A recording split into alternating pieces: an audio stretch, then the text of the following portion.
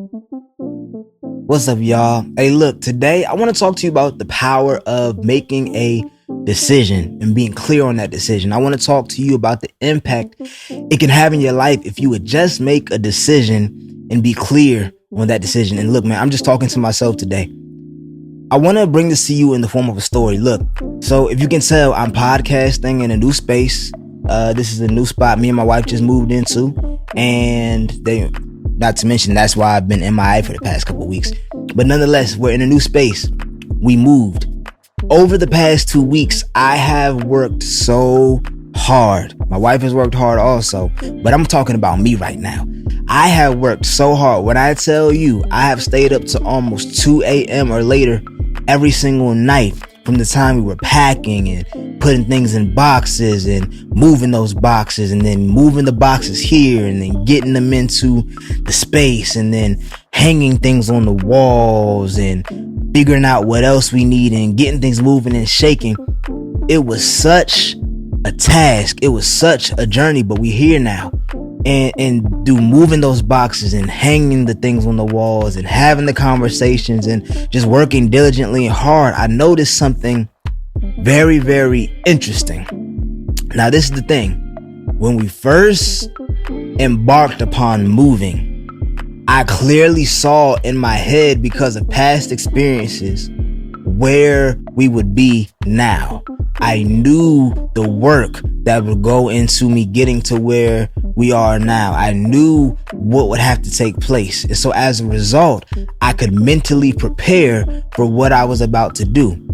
Now, let's note, even though I had prior experience with things such as this and I knew generally how it was going to go, there has been curveballs. There has been a couple things that have taken place that I could not have prepared for. There's a few new skills and things that I've been deploying and attempting to do that I didn't do in my old apartments. You know what I'm saying? But generally, I had an idea of where I was and I had an idea of where I was going. And so concerning where I was going, I had made a decision about how I was going to go about it. I had made a decision about what I needed to do. I talked with my wife. I said, hey, I think we should do this. She gave her feedback. We put our feedback and our thoughts and our minds together to come up with a plan and to deploy a plan to be able to get into the space that we're in right now.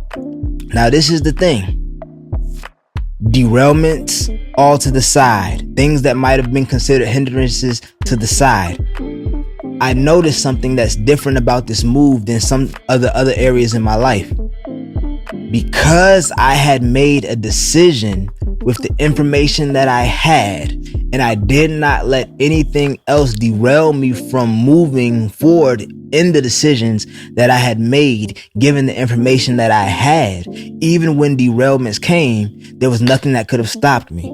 Now, I don't know if y'all catching what I'm saying. Because I was clear on where I wanted to be from the beginning, no matter what anybody said or did, no matter how tired I was, no matter what was going on, there was nothing that could have stopped me or nothing that did stop me from continuing to move forward, because I knew exactly where I was attempting to get, even if I did not know exactly what each individual step would look like to get there. I knew where I was going and I knew where I was starting from, and I knew what I would have to do generally to get to where I was going. I was real with myself. And so the thing about it is this: because I was real with myself, because I knew where I was trying to go and I knew what it would look like when I got to where I was trying to go concerning the space that we're living in now, I could work diligently with sound mind and just put my pedal to the metal, put my hands to the grind, work hard at getting things to where they needed to be, because I knew where I was trying to go. Now check this out. In other areas of my life, there's a lot of ambition. In other areas of my life, there's a lot of desire. In other areas of my life, there is an idea, but there's not necessarily as much of a clear and cut idea of where I would like to be, good and bad, in the work that goes along with it. And this began to get me to ask, I wonder what my work ethic applied to a clear vision and a clear picture of where I'm trying to go would look like. And it began to get me to think about how, at least in my context, The lack of clarity isn't because I don't necessarily know where I'm trying to go, but it's because I haven't necessarily made decisions on exactly what I want that to look like. I haven't made decisions on how much time I want to be putting in. I haven't made decisions on how much time I don't want to be putting in. I haven't made decisions on the things that I want to continually be a part. And the fact that I haven't made decisions on the things that I want to be a non-factor and to never exist in that space and in that time and in that environment at that time. And it began to get me to wonder the degree to which a lot of us men do this, especially us men who are gifted, blessed, talented, and ambitious. How often, sorry for hitting the mic. How often do we have aspirations and desires, but we don't get very, very clear on what these things are supposed to look like and be once they manifest and materialize? And I'm not even trying to say this from a standpoint that's superficial. I mean, just in a very, very real way. How many of us lock our minds and our hearts in on the physical nature of our ideas and of the things that we desire? You know, I think it's so interesting because we'll desire certain things and we'll work towards things and we'll start to put certain things in place. But we do these things sometimes in a very, very emotional context, or in an emotional way, or in a very, very fantasy driven way, without really bringing ourselves down to earth and dealing with the physical. And so what this whole experience has encouraged me to do is to take a step back and then look at my life, right? And I encourage you to do the same. Look at where I am right now and where I would like to be in 5 years from now, 10 years from now. And aside from just SMART goals, right? Something that is, something that you can tie to a metric, something that is simple, something that is attainable, the whole SMART goal framework.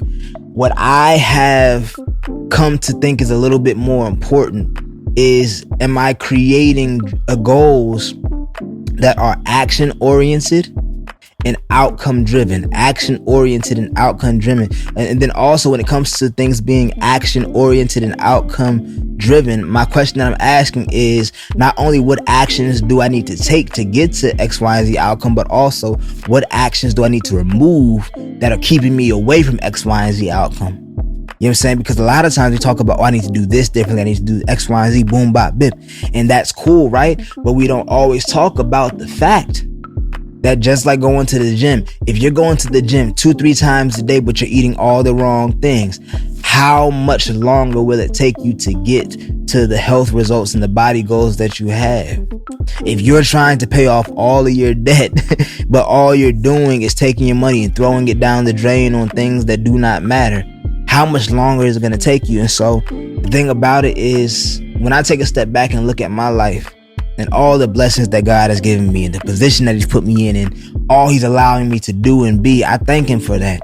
But I also understand that in this concept, or in this journey of becoming an even better steward, there's a lot of ways where I can't even say I'm stopping God, but I'm not working with God and the work He's trying to do in me and in my life and in the work of my hands, because I have failed to make a decision and then work into that decision, pour into that decision, let that seed and let those seeds be watered and really grow. And so on today, as I'm on this journey of trying to, for lack of better words, adapt or adopt a higher level of intentionality, let me encourage you to do the same. Let's start to not just have desires, but make some decisions concerning those desires. Let's take a step away from just feeling motivated about certain things and feeling hopeful, and then letting fear come in and pull us away from the thing that we know that we're meant to do. Let's stop letting fear and everything else and distractions be the things that stand in between us and making a decision, and then go and make that decision. Put some actions to it. Actually begin to see the harvest that can only come from constantly sowing. You know what I'm saying? And so look, man, I came today not to be long, but to be strong. I came today not necessarily to be overly philosophical, but what I want to start driving this podcast towards is being a lot more action oriented. We can talk all day long about philosophies, and it's important sometimes. We can talk about mindset, and mindset is important. As we know, as a man thinketh, so is he. What starts in your mind is ultimately going to come out through your actions. But in large part, what we think all day long does not matter unless there are equal and adjacent actions that correspond with the direction that we're trying to go and the results that we would like to see. And so on today, let me encourage you with this, man. Dreaming is beautiful. Working hard is beautiful. Having desire is beautiful. But it means nothing unless you are willing to put your hands to the plow and do the work and do the things and almost hyper focus on your actions more so than just thinking about these things. But look, man, as y'all know, my name is Avery Taylor. You are tuned into the Larger Than Logic podcast, and I'm so glad you've allowed me to be a part of your journey.